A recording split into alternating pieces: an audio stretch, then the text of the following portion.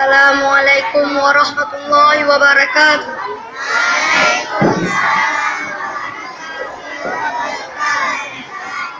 Kami dari siswa SD Negeri 62 Banda Aceh akan membawakan Asmaul Husna.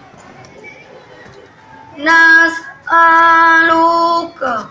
ya man huwa Allahul ladzi la ilaha illa huwar rahmanur rahim al-malikul quddus salamul mu'minul muhaiminul azizul jabbar al-mutakabbirul khaliqul bari'ul musawwirul ghabbarul qahharul wahhabur razzaqul fatahul halim al-qabidul basitul qabidul rafi'ul mu'inul sami'ul basirul hakamul latif kabir al-halimul azim al-ghafurur syakur al-aliyul kabirul hafidul mu'in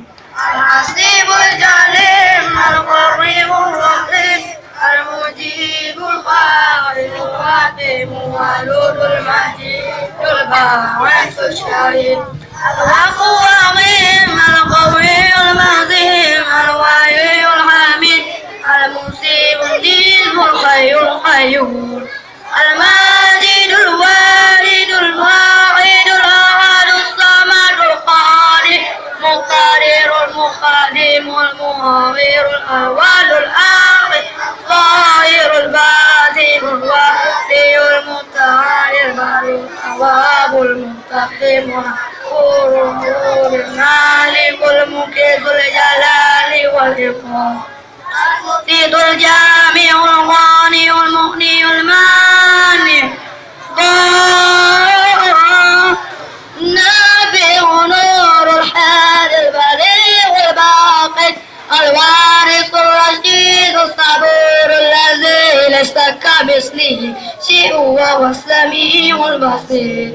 Allahumma salli ala salati ala asadi malumatika wa midada kalimatika kullama zakaraka zakiruna wa rabbana an zikrika ghafilun.